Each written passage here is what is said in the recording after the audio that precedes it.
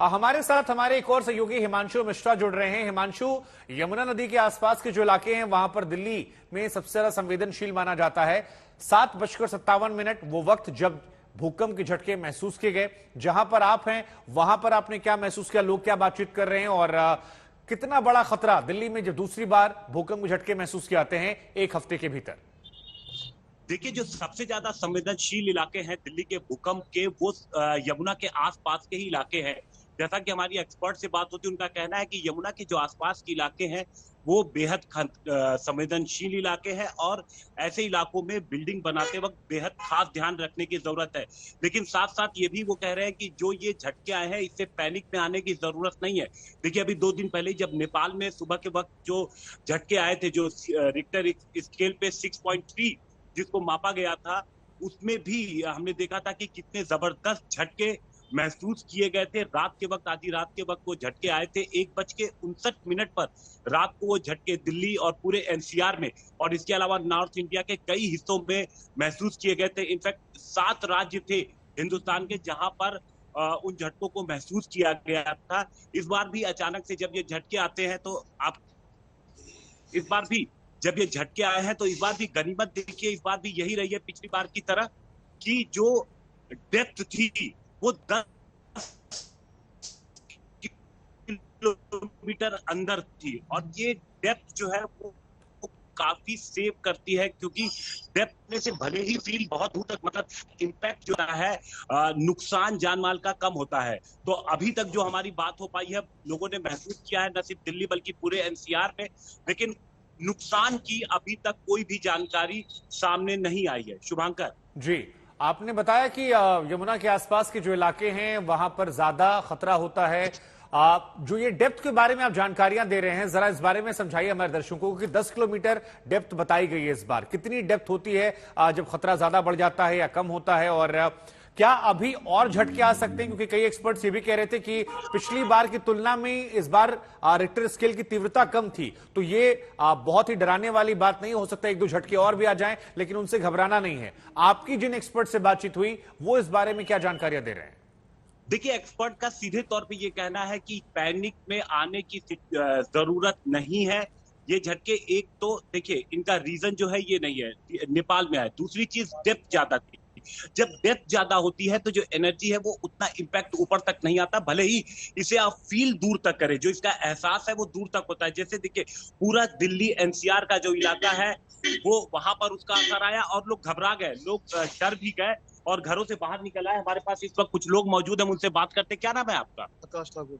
आकाश, एक बात बताइए कि क्या कर रहे थे आप, क्या आपको महसूस हुआ? ऊपर बैठे थे जी, हल्का सा झटका महसूस हुआ, लगा जैसे कुछ हिला, ऐसे पंखा भी हिला, थोड़ा महसूस हुआ। तो बाहर निकले, एक बार देखा तो कोई और भी पब्लिक बाहर खड़ी हुई थी। अच्छा। सब कह रहे कि भैया अपना लगा, हमें भी झटके महसूस हुए। तो एकदम पब्लिक घबरा के जैसे बाहर निकली, खुले मैदान की तरफ निकलनी पड़ी। खुले मैदान, देखिए ये एक बेहतर तरीका होता है। एक्सपर्ट भी यही कहते हैं कि अगर आपको फील होता है और अगर आप बाहर निकल सकते हैं, लेकिन अगर आप मल्टी स्टोरी बिल्डिंग में, अगर आप मान लीजिए पहली मंजिल ग्राउंड फ्लोर पे है, तब तो आपके पास ये एक रास्ता है कि आप बाहर निकल के खुले में पार्क में आप जा सकते हैं जहां पर आपका बचाव हो सके। लेकिन अगर आप हाई राइज बिल्डिंग में है तो आप लिफ्ट का प्रयोग न करें, अगर बाहर निकलना ही है तो सीढ़ियों के रास्ते प्रयोग करें। तो ये तरह तरह के जो है, ये देखिए जो भूकंप आने पर क्या करे क्या न करे, ये सरकार भी इस तरीके के जो विज्ञापन भी चलाती रहती है, लोगों को हमेशा इसके बारे में एजुकेट भी किया जाता है। और इस बार देखिए जो भूकंप के झटके आ रहे हैं, हमने जब बात की थी, जब पिछला भूकंप आया था तो हमने जब बात की थी तो आफ्टर इफेक्ट की बात, आफ्टर शॉक की बात थी कि जब भी इस तरीके के भूकंप आते हैं तो उसके बाद आफ्टर शॉक्स आते हैं और वो उनकी संख्या काफी ज्यादा होती है। और वो भी एक अच्छा साइन होता है, क्योंकि उससे भी लगातार जो एनर्जी रिलीज होती रहती है वो भी एक अच्छा साइन होता है। तो एक्सपर्ट लगातार इस पर नजर बना के रखते हैं। अब ये जो भूकंप का झटका आया था और उसके बाद जब ये फिर से आया है, तो लगातार एक्सपर्ट जो है वो नजर बना के इन पूरी परिस्थितियों पे रखे हुए हैं और ये देख रहे हैं कि किस तरीके की हलचल, किस तरीके की गतिविधि हो रही है। मैं देखा मेरा पंखा हिल रहा था तो मैं तुरंत भागा बाहर देखा कि काफी लोग सब घर के बाहर निकले हुए थे और तब मेरे को रियलाइज हुआ कि मतलब बहुत तेज झटके थे, सभी को महसूस हुए झटके ये।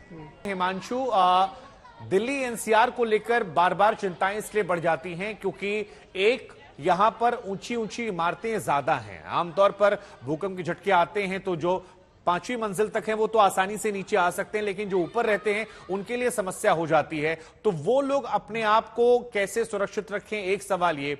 दूसरा, जो सरकार है, शासन है, प्रशासन है, भूकंप निरोधी दस्ता है, क्या वो उन इलाकों की या उन बिल्डिंगों की पहचान कर रहा है? क्योंकि कई इमारतें ऐसी हो सकती हैं जो जर्जर हो, कमजोर हो, और उनको पहचानना जरूरी है ताकि अगर कोई ऐसी स्थिति आती है प्राकृतिक, तो फिर उस दौरान नुकसान कम से कम हो सके। जी देखिए, बिल्कुल। सबसे पहले जो आपने पूछा कि किस तरीके से बचाव करें, जो देखिए नीचे के फ्लोर पे रहते हैं, उनके लिए तो आसान होता है कि वो आराम से निकल करके सीढ़ियों, क्योंकि लिफ्ट का प्रयोग पूरी तरीके से एक्सपर्ट मना करते हैं। तो ऐसे में उनके पास मौका होता है, जो ग्राउंड या फर्स्ट फ्लोर पे होते हैं, कि वो निकल करके बाहर जाए, खुले स्थानों पर चले जाते हैं अपने परिवार के साथ। ये हमने देखा भी है अक्सर, कि जैसे देखिए अभी एक सज्जन यहाँ पे मौजूद थे, उन्होंने हमें बताया। लेकिन जो लोग ऊपर के फ्लोर पे रहते हैं, हाई राइज बिल्डिंग है, जो कि एनसीआर में देखिए, चाहे इंदिरापुरम का इलाका हो, चाहे नोएडा का इलाका हो, कई सारे ऐसे इलाके हैं जहाँ पे बहुत ऊंची ऊंची इमारतें बनी हुई हैं। तो जो लोग ऊपर के रहते हैं, उनका ये कहना होता है एक्सपर्ट का, कि ऐसे वक्त में कोशिश करनी चाहिए कि अपने को शेड पे लेकर के आए, ऐसी जगहों पे रखे जहां पर शीशे का कोई सामान ना हो।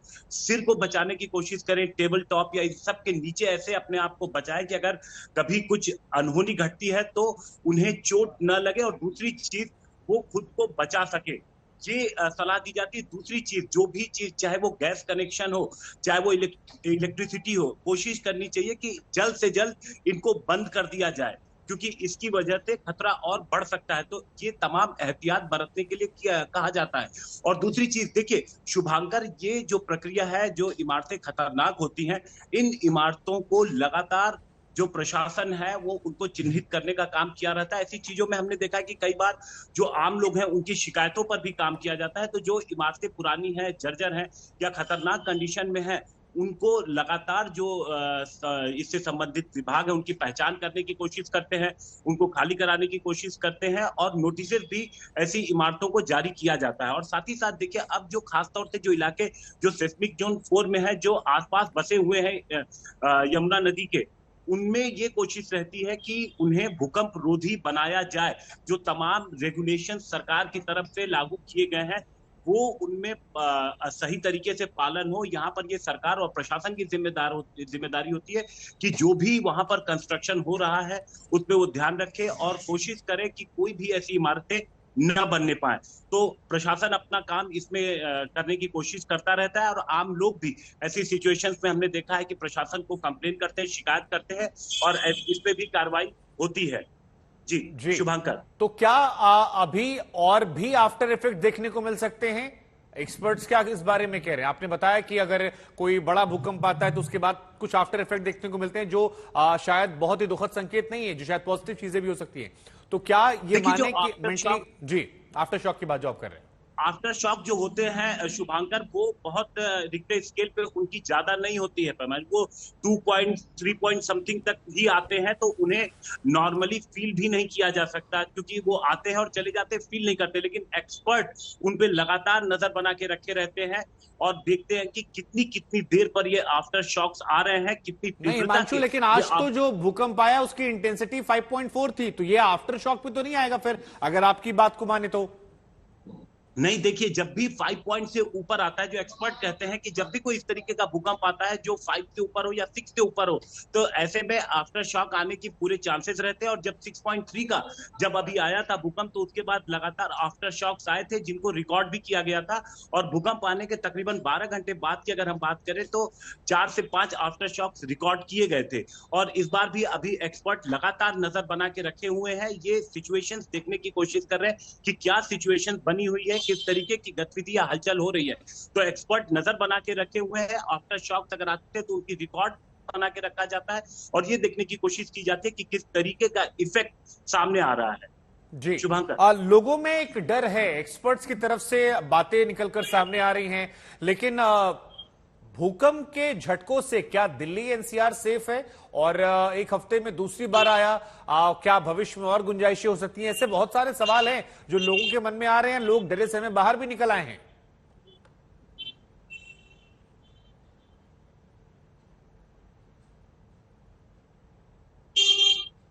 हिमांशु जी जी शुभंकर, एक हफ्ते में 2 बार ये झटके आप महसूस हो चुके हैं। 4 तस्वीरें भी हम दिखा रहे हैं, पंखा हिल रहा है, झूमर हिल रहा है, लोग घर से बाहर निकल आए हैं। तो कितनी सेफ है दिल्ली, कितना सेफ है दिल्ली एनसीआर, और कितना लोगों के मन में जो डर है वो वाजिब है? देखिए इसके बारे में एक्सपर्ट का कहना होता है कि इसके बारे में वो सिचुएशन पे नजर बना के रखते हैं। जब हमारी बात हुई थी एक्सपर्ट्स, उनका कहना होता है कि भूकंप या रिक्टर स्केल नहीं, बल्कि खराब कंस्ट्रक्शन जो है वो लोगों की मौत का जो नुकसान होता है उसका कारण बनता है। तो कोशिश ये की जानी चाहिए कि जो कंस्ट्रक्शन है उसको सही रखा जाए। ठीक है। अगर